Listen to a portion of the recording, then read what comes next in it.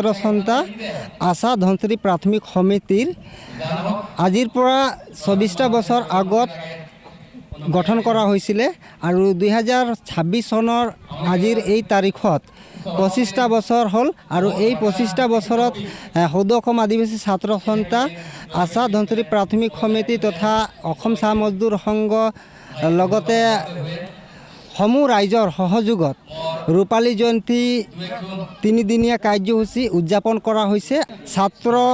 সন্থা লগতে অভিজ্ঞ ব্যক্তিসকলৰ লগত মত বিনিময় আৰু এই মত বিনিময় কাৰ্যসূচীত বিশেষ কৰি শৈক্ষিক সামাজিক অৰ্থনৈতিক উত্তৰণৰ ক্ষেত্ৰত আদিবাসী জনগোষ্ঠীৰ কেনেকুৱা কি কৰিলে সমাধান কৰিব পৰা যায় এইখিনি আলোচনা চলি আছে আৰু এই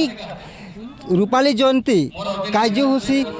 সুন্দৰভাৱে উদযাপন কৰা হৈছে। এই তিনিদিনীয়া কাৰ্যসূচীটো সমূহ ৰাইজে মানে ধুনীয়াকৈ সহায় সহযোগিতা আগবঢ়াই কিনে ইয়াতে কাম কৰি আছে আৰু যোৱাকালি খুব সুন্দৰকৈ ৰাতিপুৱাৰ পৰা কাৰ্যসূচী সমাপন হ'ল। আশা ধনচিৰি প্ৰাথমিক সমিতিয়ে প্ৰথমবাৰ আমাৰ প্ৰাইমাৰী কমিটি হিচাপে ৰূপালী জয়ন্তী বৰ্ষ উদযাপন কৰিছে আৰু এই ৰূপালী জয়ন্তী বৰ্ষত মই সকলোকে শুভেচ্ছা জ্ঞাপন কৰিছোঁ। হয়, আমাৰ জাতি জনগোষ্ঠীৰ যিবিলাক কলা কৃষ্টি দিনক দিনে হেৰাবলগীয়া হৈছে, সেই চেগতে আমাৰ ৰূপালী জয়ন্তী বৰ্ষৰ যি কাৰ্যসূচী উদযাপন কৰা হৈছে সেই কাৰ্যসূচীত জাতি জনগোষ্ঠী তথা আমাৰ জাতীয় সমাজে তেওঁলোকৰ কলা কৃষ্টিটোক প্ৰদৰ্শন কৰি তেওঁলোকে মেছেজ দিব বিচাৰিছে যে আমাৰ সমাজৰ কিছুমান কলা কৃষ্টি বা তেওঁলোকৰ সা সামগ্ৰী অলংকাৰ আছে, সেই বস্তুটোক তেওঁলোকে প্ৰদৰ্শন কৰিছে আৰু এই প্ৰদৰ্শনীৰ জৰিয়তে আমাৰ ইয়াতে যিমান সমবেত ৰাইজ আছে তেওঁলোকে এইখিনি চাই কিনে উৎসাহিত হ'ব আৰু তেওঁলোকৰ অলংকাৰ কলা কৃষ্টিৰ বস্তুবিলাক যাতে অনাগত দিনত মানে মজুত কৰি ৰাখে।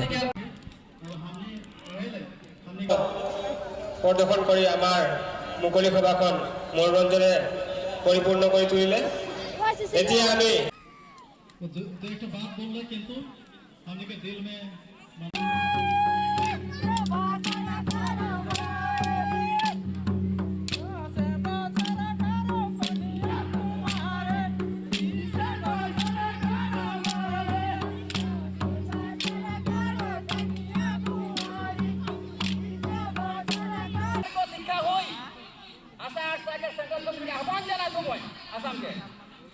तो मोर बेसिक है